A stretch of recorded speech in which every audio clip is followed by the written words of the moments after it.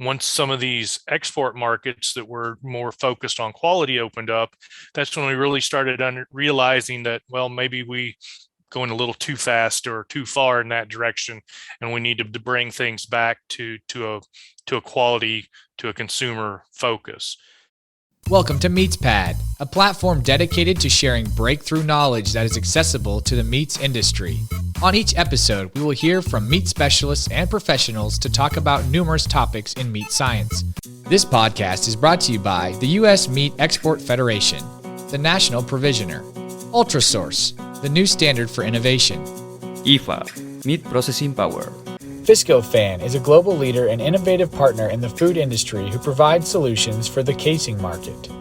Hello, meat folks. Welcome back to the MeatsPad podcast. Today, we are going to dive into pork quality. I know, I think it's been a while since we last spoke about pork quality, and I think it's a good opportunity. And who else? We have Brandon Fields, Global Director in Applied Meat Science, with us today. Welcome, Brandon. How are you? I'm great. Thank you, Francisco, for having me. Thank you for accepting the invitation. I think this is overdue. I think there's a lot of topics that when it comes to genetics, when it comes to pork quality. I would like to start off by just talking a little bit about the evolution of pork quality in the meat industry. I know with all your role at PIC, you help a lot of processors, not only in United States but overseas, and we're just talking about that. And maybe you can explain to our audience a little bit about your role, and to start off with, and we can just talk about this topic. That I'm super excited. Sure. So my role as global director of the Applied Meat Science group for PIC, it's really mostly a technical services role. There's some components where I work with our teams on internal commercial research. I do some projects with our genetic improvement team as far as looking at new traits or inclusion of meat quality criteria into the genetic selection program. But the vast majority of my time is spent interacting with our customers and the plants in terms of helping them optimize their pork quality. As PIC, as a swine genetics company, our goal is to produce the best pig possible. And so we create that pig with certain levels or expectations, certain genetic potential, and that's includes things obviously like growth rate or carcass leanness, but also from a meat quality standpoint. So really, I'm working with those customers, those end users, so to speak, of the genetics that are converting that pig to pork, and helping them realize that genetic potential. When we look at genetics impact on meat quality, unfortunately, it's only about 25% of the final product quality. The rest is environmental influences. So the better we can understand those interactions, the better we can manage those processes, ultimately the higher quality pork we're going to present to the consumer. Let's talk a little bit about the environmental factors. Can you at least list some of them so our audience can understand more about it? Absolutely. There's pretty much anything we do to the pig ultimately has some level of impact on the final product quality. So from an environmental standpoint, you think of things like the nutrition, right? Obviously, we can make the pig fatter and leaner. In some situations, that's considered a quality attribute. There's not a lot of feed additives that can be used that truly and significantly impact meat quality, although there are at times things that work. We know for a fact things like antioxidant feeding and vitamin E, for example. Now the inclusion rates that make significant impacts in quality might not always be economically feasible, but these are certainly things that we're looking at. One of the biggest environmental factors that we try to focus on is animal handling and welfare. Limiting that antemortem stress in the animal, as we're dealing with pigs and pork, right? We're dealing with a lot of glycolytic fibers in the loin, trying to reduce that stress, stop that anaerobic metabolism, not get it started before we have to, is really a key driver in managing that. So that really goes all the way back to the farm level, and when it's time to load pigs, all the way through, especially the lairage area and the final movement of pigs from the lairage pen to the stunning area. These are really the most critical times. A little bit of impacts throughout the harvest plant, but again, once we get into that chilling process, that's super critical for that development of pork quality in terms of managing that, again, that that postmortem glycolysis, and controlling that rate of pH decline. The quicker we can chill those carcasses, the better quality we're going to get. So really working with that whole chain of events there, kind of from pig to pork, is really what's going to all work together and make a better product at the end. I really liked the statement on the glycolytic fibers, and I think we can elaborate more on maybe the role of genetics when it comes to the muscle fiber. We spoke with Dr. Gonzalez on a previous episode, and we spoke a lot of topics, but including on the muscle fibers. But can you tell us about, this relationship between genetics and pork quality? And I think we can just go from there. Yeah. So, from a muscle fiber standpoint, we're not actively selecting for, as in we're not measuring on a routine basis muscle fiber content and structure. We kind of check it and make sure we're maintaining and not going off in a weird direction through anything else or a correlated response. But we're working with pigs, so when we're working with pigs, we're working with a very high proportion of those type 2 glycolytic fibers, especially in the loin and certain muscles of the ham. When you compare that to beef, which has a much higher proportion of the type 1 or the red oxidative fibers, you simply get a different animal. So you don't get it with chicken. I think people understand chickens are different. We do get a lot of sometimes misunderstanding, thinking that, oh, this is how we do it in beef, so we can do it the same way in pigs. And it's simply not true. From the genetic standpoint, the things that we're trying to improve, that we're selecting for, because we've got that higher amount of glycolytic fibers and that glycolytic potential, is really the control of the rate and the extent of pH decline. We can go back 20 years, and if you want to talk about glycolytic potential to the RN gene, pretty much definitely within PIC and almost every other genetics company out there, that RN gene has been removed from the populations somewhere around, I think it was 2001. We developed that RN test for the specific site mutation, and we selected that out of the population within probably 3 years.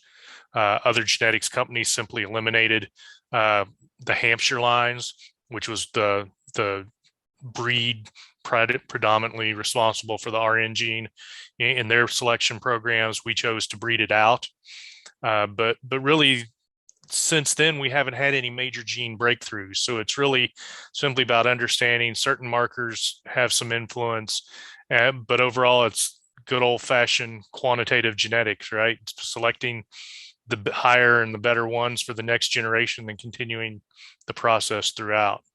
So from a PIC standpoint and pork quality, if you want to be into specific factors that we're looking at, so we do look at lactate production in terms of stress and a stress response to that. So that's kind of giving us some of that postmortem glycolysis issue going on there.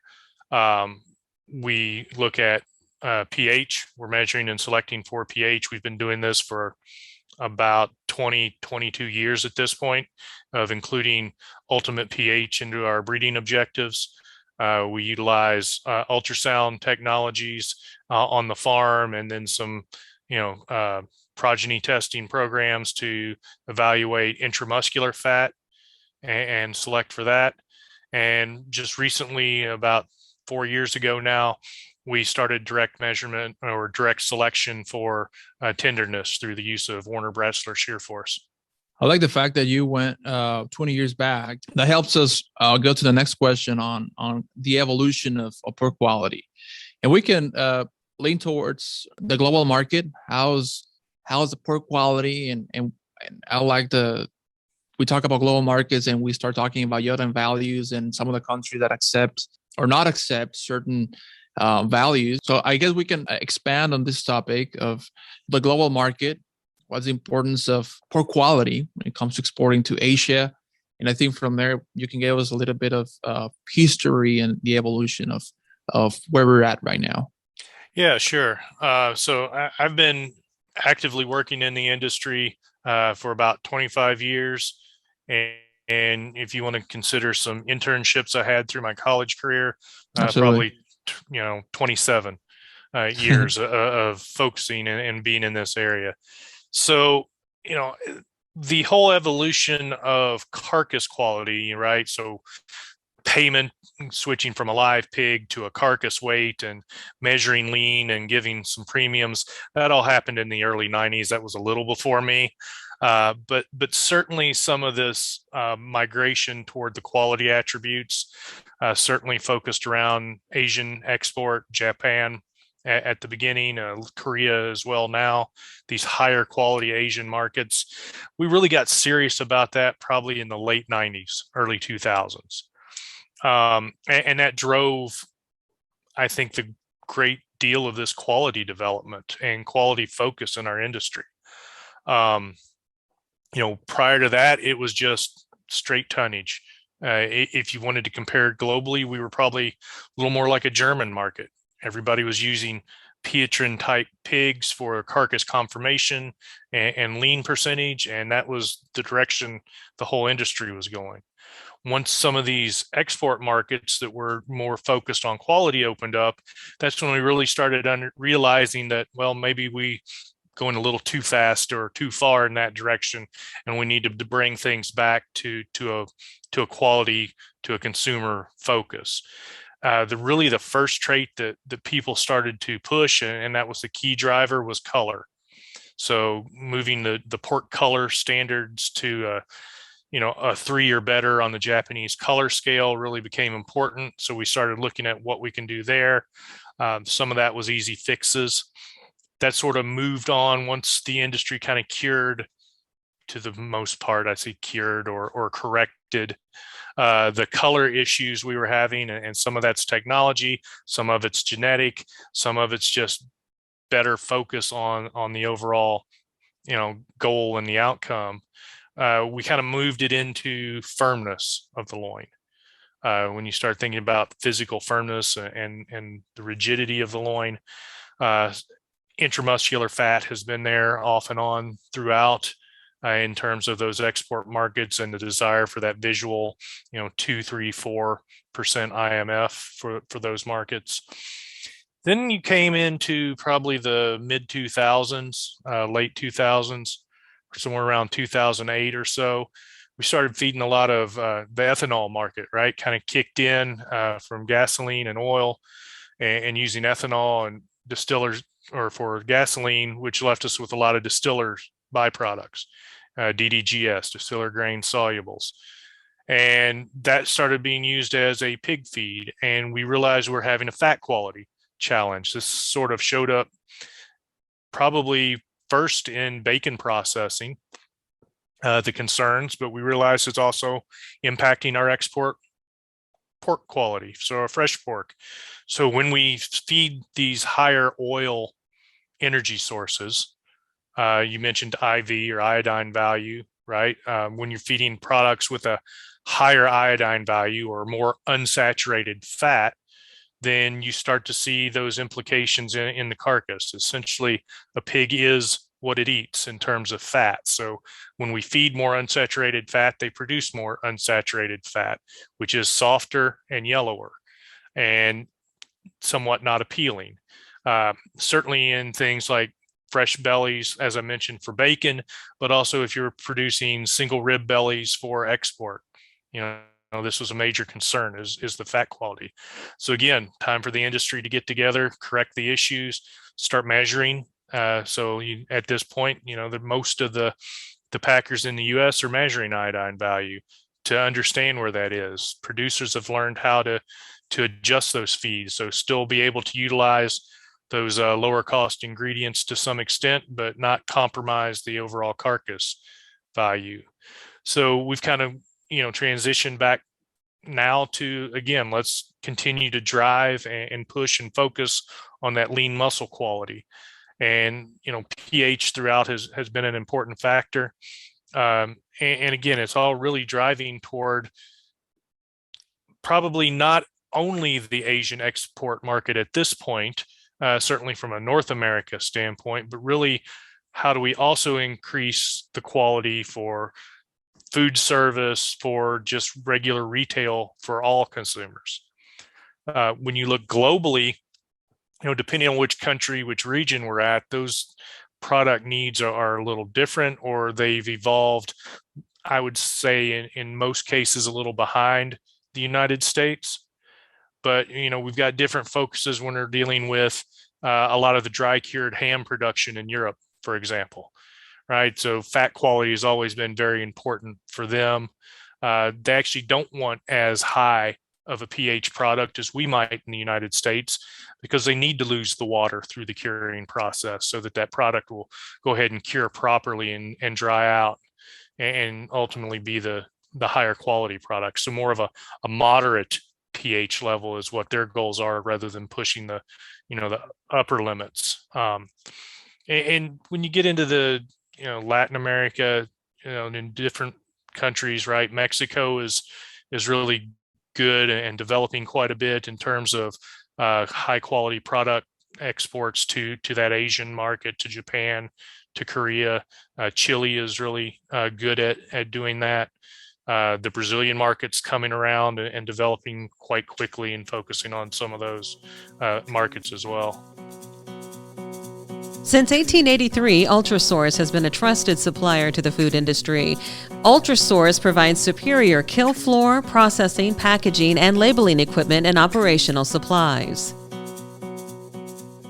When we get beyond that, there's lots of different things, but again, every unique region has its unique products and needs, but really trying to, I see the whole industry as bringing it up and being much more globally competitive rather than regional. I like the quote that you said: "The pig is what it eats," and in terms of fat quality, Mm-hmm. of course, and I think that's I'd like to touch on some of these drivers. And again, what did the company? I mean, the industry had to come together and tackle this issue, right? We talking about the distilled grains, and it was an issue in the industry. So they came together with academia and industry. And I would like to know more about what this approach was. So in terms of some of the practices or technologies out there to mitigate this issue. So, yeah, again, this started probably around 2008, 9, 10. We were definitely getting in the middle of it. Probably different companies started really focusing on it at different times. But as an industry, like I said, we started to realize that as these corn became more expensive, corn was being used in other capacities. We had more alternative feed sources available. We started to see that there were some challenges in the quality. And, we say DDGs often gets a bad rap, but, yes, it's certainly a different fatty acid profile. It's not necessarily a different fatty acid profile than regular corn, but there's a lot more of the fat in it. So that's really what we have to understand, is what is driving this change in our diets is the total fat in the diet, not just the fat source, but they both work together and in concert. So what we started to do is we looked at it genetically, we looked at it nutritionally, we looked at it environmentally and other factors. And there's been a lot of work by a lot of different people focusing on this, but really, when you start thinking of everything it is, the nutrition component is by far your biggest driver. Can you genetically select for different fatty acid profiles? Yes. Can you make a great deal of improvement in a short amount of time? Absolutely not. Simply the heritability of those individual fatty acid profiles is quite low. It's there. It is heritable to a point, but it's not easy to make change. We looked at all sorts of aspects beyond just the diet itself. Heavier pigs have better fat, have a lower iodine value or more saturated fat. Fatter pigs have better fat profiles. So typically when you get a heavier pig, you also get a fatter pig, so you get a bump. Feed form can make a difference. We found about a 2 iodine value unit difference between a mash or a pelleted feed.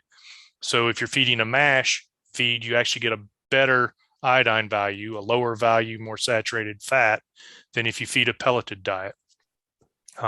We can speculate on why that is, but no, but I think you're right on this, and you're right on. But in terms of meat quality, I mean, we talk about these iodine values, and for audience, what does that mean for meat quality in terms of firmness, in terms of maybe more prone to oxidation, or how can we translate that into a more layman's terms so we can understand more about the topic? Sure. We're talking a lot about iodine value, saturated and unsaturated fat. Iodine value is simply a way to measure the level of saturated or the ratio of saturated, unsaturated fats.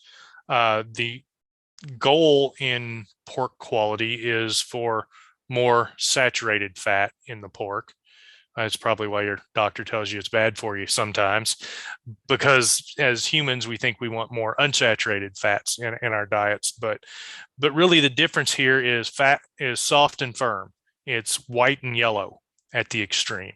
So when we think of a ideal pork fat, one that's more saturated, it's bright white, it's very firm, it's smooth. When we get undesirable fat, because we've moved into a higher proportion of those unsaturated fatty acids, that's when we start to see some discoloration. It starts to transition more to a yellowish color of the fat, not that pretty bright white. It becomes almost watery, not smooth and fat filled cells. The fat cells themselves could potentially fill with a water, even if you have too little fat. And so getting to those levels of firmness and appearance from the practical impacts it has, not just from the visual appearance, when we have that nice, hard, saturated fat, it's very easy to slice when we make bacon, right? Everybody eats bacon. Everybody knows bacon slices are pretty thin. We want it nice and smooth. I'm sure you've also seen those bacon. You've bought bacon. You try to pull it out of the package, and that 12-inch slice is now a 24-inch slice by the time you get it pulled out of the package. That's what we're trying to avoid. Yeah. So will you consider that to be like a negative impact of firmness right on that production line, right? Yes. Right. And it also prevents you from, the slicer. When they're trying to slice this bacon at very high speed, that softer fat kind of gets stuck in the slicer. It balls up. It doesn't slice as cleanly and smoothly. So your yields go down. Not as impactful when you're making bacon bits, but it certainly gets rid of all those nice prime center cut bacon slices that we all love. Okay. So you consider when a meat processor reaches out to you and asks, like, I have this issue with fat firmness or softness in this case, and they want to know an answer. Will you lean more on the nutrition side of things than genetics, right? Because that's what you're implying on this. Yeah, almost always the first thing we're going to do is look at the nutrition. So we're going to look at the protein to fat ratios. We're going to look at the dietary ingredients as terms of what are they using for an energy source, what if anything are they using for an additional fat source, uh, what's the overall fat content in the diet, and and working through that and trying to manage it. Are they using other types of metabolic modifiers like ractopamine or some of these things which will decrease overall fat content and ultimately increase the iodine value or increase the level of unsaturated fats in the diet. Right. I got like 10 more questions for you, but I'm sure I'd love to have a second part of this conversation during RMC this year with you. I'm sure you're gonna be there, right? Absolutely. Yeah. Looking forward to it. Yes. So we'll be recording some of these episodes, and I would like to have Dr. Bass insight on this conversation as well. Before we wrap it up, would you tell us a little bit about you, about your background? We're talking about some of your education at Purdue, and how did you end up at PAC? So, as I said earlier, I've been at PIC 25 years. I graduated Purdue University with a Bachelor of Science in Animal Science degree. I did not go to graduate school. As we were talking, some days I'm really glad, and some days I really wish I did. So, it's a nice trade-off. But, I spent 3.5 years working at the meats laboratory at Purdue University. So really got a lot involved with a lot of research projects and different things there. I did some internships in the industry and quality control departments, understanding how the real industry works. Really, that's what I fell in love with and wanted to do, is be involved with the pork industry and meat especially. Never so much on live pigs. As far as working for a genetics company was never anything I thought I would do. I always figured I would work for a commercial packing plant. But there was a job posted and it sounded like fun because it was research and it involves some travel and doing different things. And I was fortunate enough to be hired by PIC about 3 months after I graduated. So I started in PIC in 1997, and the rest is history, as they say. But it's been a great opportunity as far as getting to learn a lot of things hands-on, getting to see a lot of different processes around the world. And I myself will often say there's really only one way to kill and process a pig, but in reality, each of these major steps has lots of different ways they can do it. So understanding what works best and the different ways that things can be done that best fit a unique environment has been really cool. Yeah, very very practical. I find it your job, and you said you wanted to be at the like working on the pork processing plant, but somehow you help them. Somehow you are there too. So that's neat. It's the best of both worlds. I get to work with the plants. I get to be involved, but I don't have to go into the same plant every single day. So it's the variation and the variety is one thing I love about what I'm doing today. I'd like to know more on the second part of this, about this manual that you guys developed. I think this is gold, pure gold for the pork industry. And I think if you're okay, I mean, RMC, and for those folks that are wanting to attend, it's coming up soon. So you can visit the American Meat Association website to get to know more about this reciprocal meat conference. It's coming up soon in June, and it's going to take place in Des Moines, Iowa. We'll invite everyone and highly encourage all those folks wanting to learn more about meat science to attend. How many RMCs have you attended? Oh goodness, not 25. I haven't gone every year, but I'm very close to 20. Okay. Without sitting here and calculating it out. Well, thank you for joining us today. I think this is a great conversation. I'm sure a lot of folks I needed this information to understand more about pork quality. We look forward to the next conversation, and we'll see you soon. Yeah, thanks again. Appreciate it, and can't wait for the next one. Thank you a lot.